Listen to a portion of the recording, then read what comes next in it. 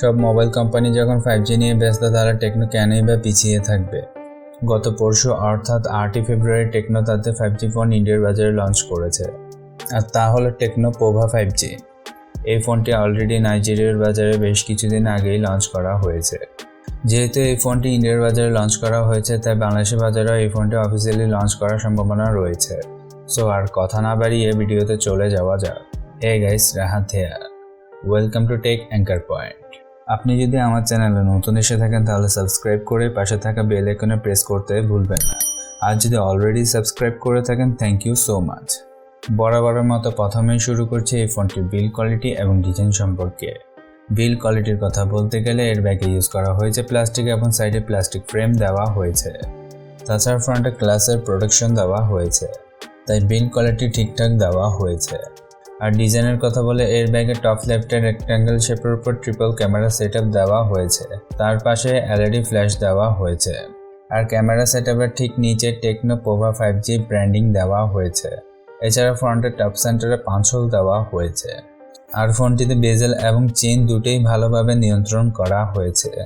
তাছাড়া কালারের কথা বলে এই ফোনটি একটি মাত্র কালারে লঞ্চ করা হয়েছে, আর তা হলো black colour. Overall build quality এবং ডিজাইন ডিসেন্ট দেওয়া হয়েছে। এছাড়া ডিসপ্লের কথা বলে টেকনো এই ফোনটিতে বিশাল ডিসপ্লে প্রোভাইড করেছে, আর তা হলো 6.9 ইঞ্চি ফুল এইচডি প্লাস রেজলিউশনের IPS LCD বিশাল প্যানেলের সাথে 20:9 এর অ্যাসপেক্ট রেশিও এবং 389 ppa এর পিক্সেল ডেন্সিটি দেওয়া হয়েছে। তাছাড়া 550 নিটসে পিক ব্রাইটনেস দেওয়া হয়েছে। আর যেহেতু এই ফোনটিতে বড় ডিসপ্লে দেওয়া হয়েছে, তাই কন্টেন্ট ওয়াচিংয়ে ভালো একটি এক্সপিরিয়েন্স নেওয়া যাবে। এছাড়া রিফ্রেশ রেটের কথা বলে 120 হার্টজ রিফ্রেশ রেটের সাথে 180 হার্টজ টাচ স্যাম্পলিং দেওয়া হয়েছে, তাই ওভারঅল ডিসপ্লে কোয়ালিটি ভালো দেওয়া হয়েছে। তাছাড়া পারফরমেন্সের কথা বলতে এতে ইউজ করা হয়েছে MediaTek Dimensity 900 প্রসেসর, যেটি কিনা 5G প্রসেসর, যা 6 ন্যানোমিটারের উপর বানানো হয়েছে। তাই এনার্জি এফিসিয়েন্সি ভালো পাওয়া যাবে এবং হিটিং ইস্যু কম দেখা যাবে, তাই পারফরমেন্সে ভালো একটি এক্সপিরিয়েন্স পাওয়া যাবে।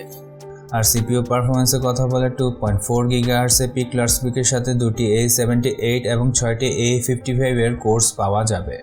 এছাড়া গেমিং পারফরমেন্সের কথা বলে ARM G68 MC4 GPU দেওয়া হয়েছে, তাই এই ফোনটিতে বাটার স্মুথ গেমিং করা যাবে।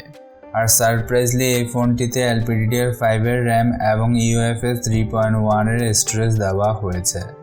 সারপ্রাইজলি বলার কারণ হলো অনেক ফ্ল্যাগশিপ ফোনেও LPDDR5 এর RAM এবং UFS 3.1 এর স্টোরেজ দেখা যায় না, তবে এই ফোনটি বাজেট ফোন হওয়া সত্ত্বেও এই ধরনের সাপোর্ট দেওয়া হয়েছে, উইচ ইজ ভেরি গুড। তাই আমরা বলতে পারি এই ফোনটি থেকে ওভারঅল ভালো পারফরমেন্স পাওয়া যাবে। আর ভিডিওটি ভালো লাগলে লাইক করতে ভুলবেন না। এছাড়া ক্যামেরার কথা বললে এই ফোনটির ব্যাগে ইউজ করা হয়েছে ট্রিপল ক্যামেরা, যাতে কিনা প্রাইমারি ক্যামেরা দেওয়া হয়েছে 50 মেগাপিক্সেলের সাথে 2+2 মেগাপিক্সেল মাইক্রো এবং BGA সেন্সর দেওয়া হয়েছে। আর প্রাইমারি ক্যামেরাতে 1080p ভিডিও শ্যুট করা যাবে 60 fps এর উপর। এছাড়া ফ্রন্টে দেওয়া হয়েছে 16 মেগাপিক্সেলের সেলফি ক্যামেরা, যাতে কিনা 1080p ভিডিও শ্যুট করা যাবে 30 fps এর উপর। ক্যামেরা সেটআপে তেমন কোনো চমক থাকছে না, ওভারঅল ক্যামেরা সেটআপ ডিসেন্ট দেওয়া হয়েছে। আর ব্যাটারির কথা বলে এতে দেওয়া হয়েছে 6000 mAh বিশাল ব্যাটারির সাথে 18 ওয়াটের ফাস্ট চার্জার বক্সে দেওয়া হয়েছে। তাছাড়া 18 ওয়াটের ফাস্ট চার্জার এই ফোনটিতে সাপোর্ট করে। আমার মতে ব্যাটারি ভালো দেওয়া হয়েছে, তবে চার্জারটা আরেকটু বেশি ওয়াটের দিলে ভালো হতো। ওভারঅল ব্যাটারি মডিউল ডিসেন্ট দেওয়া হয়েছে। আর ব্যাটারিকে চার্জ দেওয়ার জন্য টাইপ-C পোর্ট দেওয়া হয়েছে এবং 3.5mm এর অডিও জ্যাকের কানেকশন দেওয়া হয়েছে। এছাড়া সেন্সরের কথা বলে সাইড মাউন্টেড ফিঙ্গারপ্রিন্ট স্ক্যানার দেওয়া হয়েছে এবং ফেস আনলক দেওয়া হয়েছে। আর কমন সেন্সরগুলো সবই দেওয়া হয়েছে। তাছাড়া সফটওয়্যারের কথা বলে Android 11 আউট অফ দ্য বক্সে পাওয়া যাবে, সাথে iOS 8.0 সাপোর্ট দেওয়া হয়েছে।